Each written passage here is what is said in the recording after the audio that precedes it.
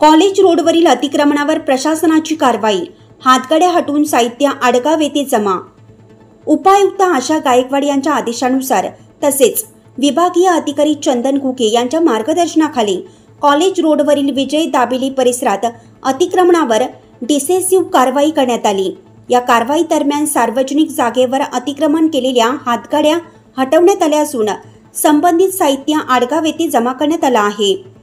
या मोहिमेत पश्चिम विभाग प्रमुख बागुल जगन्नाथ हजारे, बापू लांडगे, संजय सूर्यवंशी, संतोष पवार, जावेद शेख, सुनील कदम यांनी सक्रिय सहभाग घेतला।